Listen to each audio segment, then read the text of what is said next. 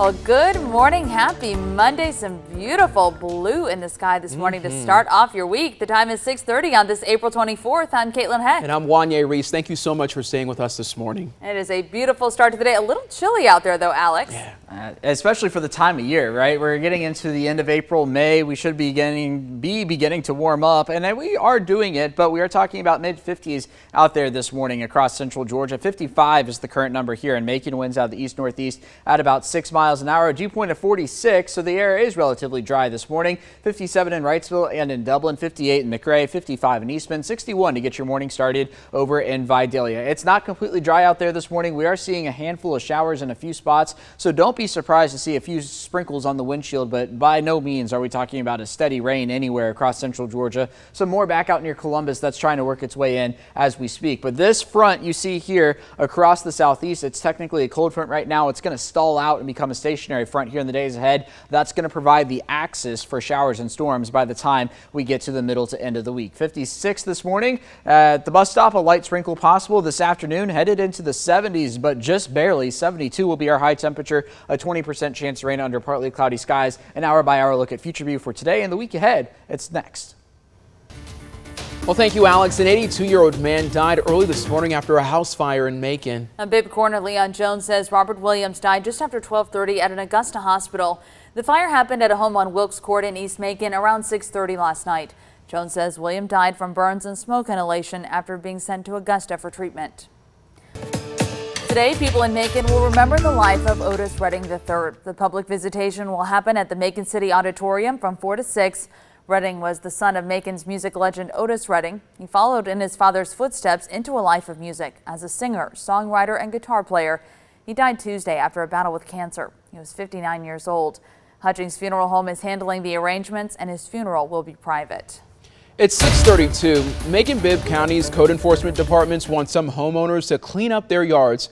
That's why they've started a new initiative to remove big amounts of yard waste from properties they call hoarder properties. Start hoarding junk or debris on the exterior of your house out in your yard. That affects property values, it affects the crime, it affects the blight in your area. Code Enforcement Director J.T. Ricketson says code violations can be overgrown grass and weeds to expose wires and parts of the roof caving in. If there's a complaint, code officers may come to your property and check it out. Then they could hand you a notice of violation to be resolved in 30 days. If that doesn't happen, they could take you to court. We have a form, we put all the laws that are involved in hoarder type properties to abate it. And that way, so when we take our cases to court, we are fully prepared. Let's go ahead and take a closer look at code enforcement crackdowns here in Macon. The county approved a new nuisance property ordinance last May. The revised law allows the county to remove junk from private property and put a lien on the property if the owners don't remove it themselves and can't reimburse the county for the work. This law is why we're seeing a crackdown in hoarder homes, as the county calls them. Then, this past January, a new law took effect that bans commercial vehicles and trailers to be parked at your home. That includes 18-wheeler trailers left in public parking lots at shopping centers and neighborhoods, too. Then, last June, another ordinance was signed into law, this one cracking down on dumping tires. Now, people will face a steep fine for having more than 10 scrap tires at a time. Well, a new subdivision in South Bibb could get the green light from Macon-Bibb Planning and Zoning today. Developers want to turn the property on Walden Road into a subdivision with 164 single-family homes. According to their proposal, the subdivision would cover about 100 acres. Now, some people in South Bibb say they will be at the zoning meeting today to protest the construction. Some worry the subdivision would bring more flooding problems and crime. Now, if approved, it would be between Middle Georgia Regional Airport and the South Bibb Rec Complex at 3400 Walden Road. Planning and Zoning meets at 1:30 this afternoon at Terminal Station.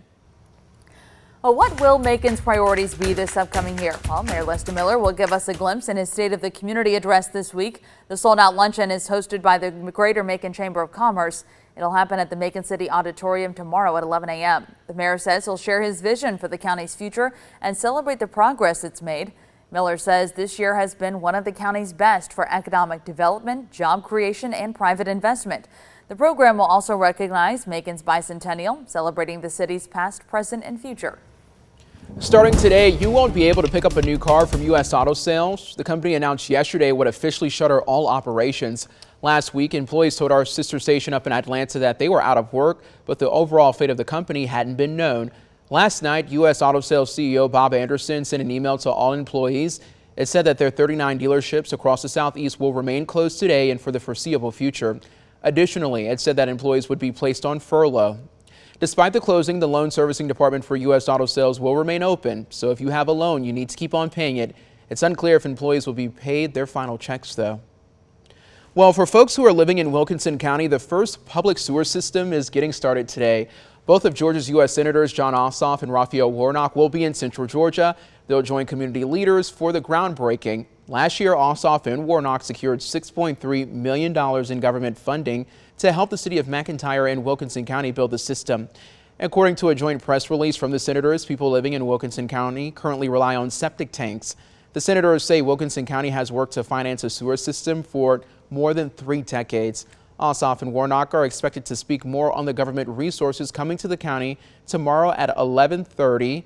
Well, that's today rather, at 11:30 a.m. at the McIntyre City Hall on Railroad Street. 6:36 later this year, we could see some young ladies walking the stage at the Miss Georgia pageant. For them, it'll be a chance to reconnect with a mentor. Miss Georgia Kelsey Hollis made an appearance at a tea party at the Hay House.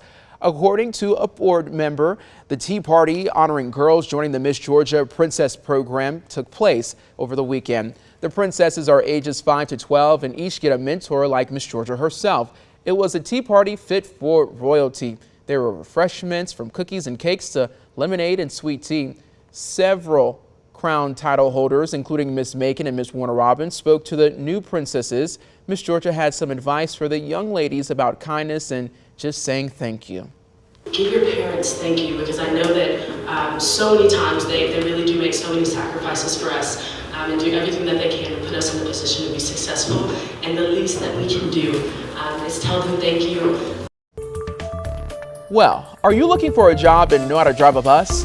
This Saturday, the Houston County School District is hosting a bus driver fair. It's at the Houston County School District bus facility on Bear Country Boulevard in Warner Robins. It kicks off at 9 a.m., but doors open up at 8:30, and you should use the driveway beside Freedom Field if you plan to attend. Be sure to apply online before Saturday, and be sure to bring your driver's license as well. Also in Houston County this weekend, you can watch or maybe even join in the 2nd annual Firefighter Combat Challenge. It's at the Warner Robins Fire Department Training Grounds Saturday morning at 9. Firefighters will compete in events like the high-rise pack carry and the hose hoist. There's individual, junior firefighter, and team registration, and new this year, a firefighter's wives registration. There is a $25 fee. Then Sunday at 9 a.m., the firefighter stair climb at Rigby's Waterworld Hotel on Highway 96. Adults can join for $25. Kids can join for $10. They'll even get a free shirt and a limited edition 2023 challenge coin. Wow. Could be